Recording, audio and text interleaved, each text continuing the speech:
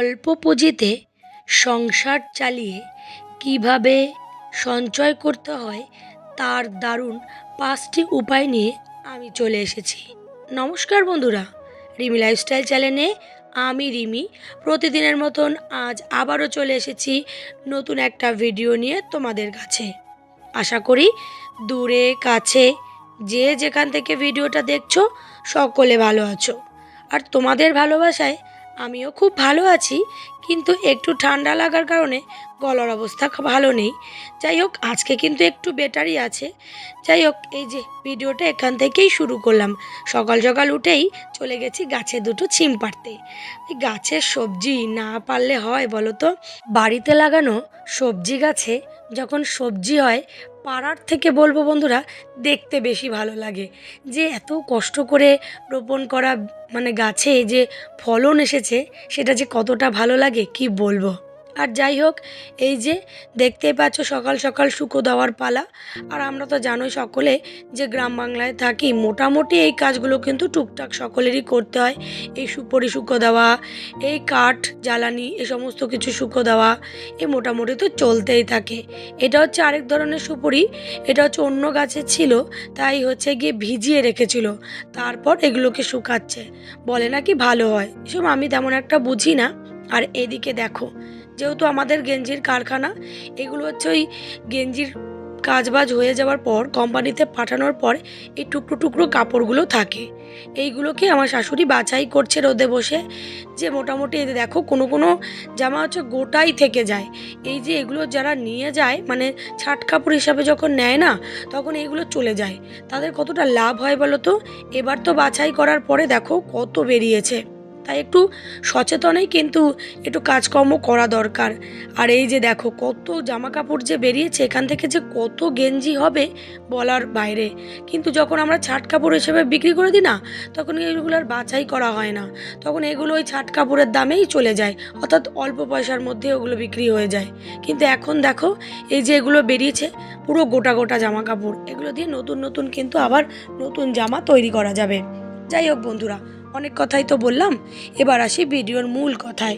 যেটা হচ্ছে আমি ভিডিওর শুরুতেই বললাম যে অল্প পুঁজিতে সংসার চালিয়ে কিভাবে টাকা সঞ্চয় করা যায় তার কয়েকটি উপায় নিয়ে আমি চলে এসেছি।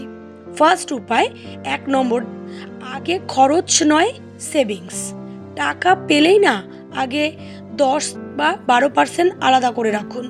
অর্থাৎ আমি যদি বলি 10,000 টাকা তোমার ইনকাম বা 12,000 টাকা তোমার ইনকাম অনুযায়ী 10 থেকে 12% সেখান থেকে সরিয়ে রাখো। অর্থাৎ 10,000 টাকা যদি মাসের ইনকাম থাকে, সেখান থেকে অন্তত 1,000 টাকা সরিয়ে রাখো। যদি মাসের ইনকাম 12,000 টাকা থেকে, সেখান থেকে অন্তত 2,000 টাকা সরিয়ে রাখো। এইভাবে প্রথমেই মাসের শুরুতে আগে সরিয়ে রাখো, তারপর খরচ করো। তাহলে দেখবে মাসের শুরুতেই তোমার কিছুটা টাকা তো আগেই সঞ্চয় হয়ে যাবে। 2 নম্বর পয়েন্ট, অপ্রয়োজনীয় খরচ কাটুন। যেটা কি, বাইরে চা খাওয়া, ফাস্টফুড, এই সমস্ত খাওয়া না একেবারে বন্ধ করে দরকার।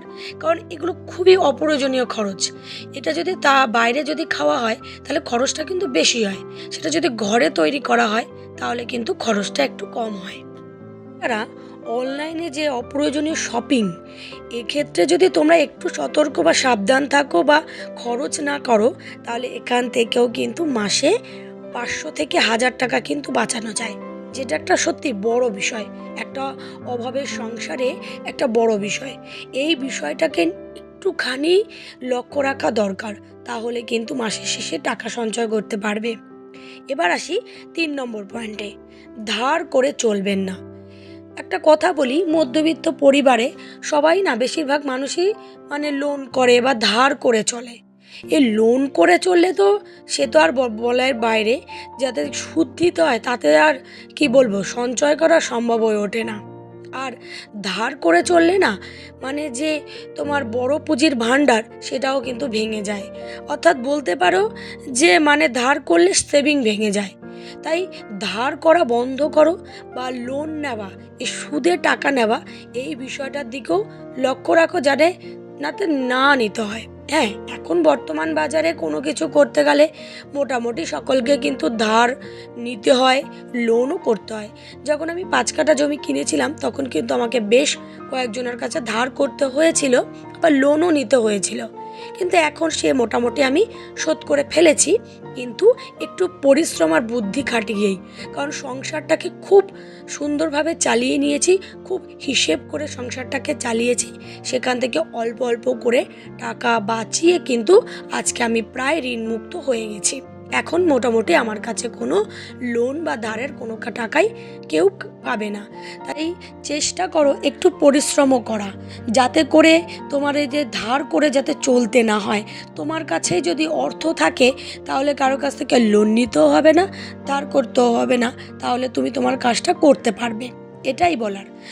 এবার ৪ নম্বর পয়েন্টে আসি, যে মাসের শেষে হিসাব লিখে রাখা। একদম আমরা যেমন প্রথমেই বললাম যে মাসের শুরুতে পাওয়া টাকা থেকে ১০-১২% আগে সঞ্চয় করে রাখো, তেমন মাসের শেষে কী খাতে কী খরচ করলে সেটাও কিন্তু হিসাব করে রাখা উচিত। তাহলে কিন্তু তুমি বুঝতে পারবে যে তোমার মাসে কত টাকা খরচ হচ্ছে। এই ৪টি উপায় আমি তোমাদেরকে বললাম, এই 4টি উপায় যদি তোমরা একদম মেনে চলতে পারো তাহলে মাসের শেষে কিন্তু তোমরা অনায়াসে টাকা সঞ্চয় করতে পারবে। ৩ থেকে ৪ হাজার টাকা অনায়াসে সঞ্চয় করা যায়, একটু যদি বুদ্ধি খাটানো যায়। এটা আমি নিম্নবিত্ত পরিবারের ক্ষেত্রে বললাম। যাদের অর্থ উপার্জন মাসে বেশি তাদের কিন্তু বেশি টাকাই সঞ্চয় হবে। আমি এটা বললাম অল্প পুঁজিতে যারা সংসার চালায়, যাদের স্বামীর ইনকাম কম, সেই অনুযায়ী তারা সংসার চালাবে, তাদের ক্ষেত্রে আমি এই দারুণ দারুণ উপায়গুলো বললাম। আশা করি তোমরা এই উপায়গুলো ফলো করলে তোমাদের কিন্তু কাজে দেবে। যাই হোক, অনেক কথাই তো তোমাদের সাথে বললাম, তার সাথে কিন্তু ঘরের টুকিটাকি কাজগুলোও করে ফেললাম। এই যে চলে এসেছি এবার বাসন মাজতে। এই যে পিকনিক ছিল, তা পিকনিকের বেশ কয়েকটা বাসন হয়েছে, সেগুলো সব বসে পড়েছি আমি আর মেজো যা মিলে। এই যে ভিডিওটা করেছি, যেহেতু দিনের বেলা সিনগুলো আমি আগে দিয়েছি আর রাতের বেলা সিনটা একটু পরে দিয়েছি, যেহেতু ভিডিওটাও তো একটা সুন্দর মতন হবে যে সকাল থেকে রাত অবধি, সেই বুঝে এবার কখনো কখনো ভিডিও শুরু করি সকাল থেকে, কখনো কখনো ভিডিও শুরু করি বিকাল থেকে, কিন্তু রাত থেকে ভিডিওটা তেমনভাবে আমার শুরু করা হয় না, যেহেতু আমি বেশি একটা রাতের সিনের ভিডিও করি না। কালের দিকে না বলতে পারো ৮টা ৮:৩০টার পর থেকে মোটামুটি সকলের ভিডিও দেখি, খুবই ব্যস্ত থাকি, সেই জন্য আর রাতের দিকের ভিডিও আমার তেমন একটা করা হয় না। যাই হোক, এই যে তাই সকালের ভিডিওগুলো আগে রেখেছি আর রাতের কিছু ভিডিও পরে রেখেছি। কিন্তু ভিডিও পিকনিকটা আমার হয়ে গেছে কিন্তু গতকাল রাতে, কিন্তু আজকের এই বাসন টাসনগুলো মাজছি, সকলে মিলেমিশে কাজ করেছি। আর এই যে গাছের থেকে পেরে আনা ছিম, এটাকে একটু কুচিয়ে ভাজবো। তেমন কিছু খাবো না, যেহেতু পিকনিকের জিনিস খেয়েছি না, ভাল লাগছে না, ভাবছি হালকা করে একটু ডাল করব আর ছিমটা ভাজবো। দেখো ছিমগুলো পুরো টাটকা, বেশ ভালোই লাগছে। আর গাছের এই টুকিটাকি ফসল যখন হাতে আসে না, কাটতেও ভালো লাগে আর ভিডিও করতেও বেশ ভালো লাগে। তাই তোমাদেরকেও বলি, চাইলে বাড়িতে অবসর সময় একটু সবজি গাছ লাগাও, দেখবে যখন গাছের সবজি হবে না তখন কতটা যে আনন্দ লাগবে কি বলবো। আর আমি যাদের ভিডিও সাধারণত দেখি তারা সকলেই কিন্তু দেখেছি তাদের বাড়িতে মোটামুটি সবজি গাছ বা ফুলের চারার গাছ লাগায়, বেশ ভালো লাগে। এবং আমার ভিডিও যারা দেখে কমেন্ট করে না যে তোমার ভিডিও দেখে কিছু শিখতে পারলাম, বা যখন বলে যে আমিও এবার থেকে টাকা সঞ্চয় করতে পারবো, তখন যে কি ভালো লাগে বন্ধুরা, বলার মতো না। যে যাক, আমার ভিডিও দেখে তো কেউ উপকারে আসে। এই যে দেখো, এই যে বিকালের পিকনিক ছিল, এই যে কাটাকাটিতে সব বসেছে, আমি এদিকে মাংস ধুচ্ছিলাম। মোটামুটি বেশি কিছু হবে না, শুধু বাঁধাকপি, মাংস আর ডাল। তেমন একটা ভিডিও করতে পারি না বাড়ির পিকনিকের, কারণ এতটাই ব্যস্ত থাকি না কাজে, ওই টুকটাক যখন এই হাতের ফাঁকে সময় থাকে তখন করছি। এই যে বাড়িরই পিকনিক, সকলেই তো করতে হবে, বেশি কেউ না, ওই কারখানারই কয়েকজন আর আমরা এই বাড়িরই বলতে পারো 22 জন সদস্য মিলে ছোট্টখানি পিকনিকের আয়োজন। তা যাই হোক, পিকনিক শেষ করে সকালের দিকে এই যে চলে গেছিলাম মাঠে ছেলেকে নিয়ে খেলতে। আজকে আর মাঠের কিছু দেখালাম না, এখানে দুজনার বিবাহবার্ষিকী, তাই তাদেরকে তারা খাওয়াচ্ছিল, তাই তাদেরকে কিছু গিফট দেওয়া হবে, তারই কেনাকাটি চলছিল। সবাই মিলে দুজনকে কিছু দেবো ভেবেছি, ব্যাগ দেবো, ব্যাগটাই মেয়ে ছেলেদের বেশি লাগে, তারই কেনাকাটি চলছিল। যাই হোক, নতুন বন্ধুরা আজকের ভিডিওটা যারা দেখছো, ভিডিওর কোনো কথা কোনো অংশ যদি ভালো লাগে তাহলে অবশ্যই সাবস্ক্রাইব করে পাশে থেকো। আর পুরনো বন্ধুদের জন্য রইল আমার তরফ থেকে ভালোবাসা। আর এই যে দেখো, মালাবদন পর্বটা দিয়েই আজকের ভিডিওটা আমি শেষ করলাম। টাটা, সকলে ভালো থেকো।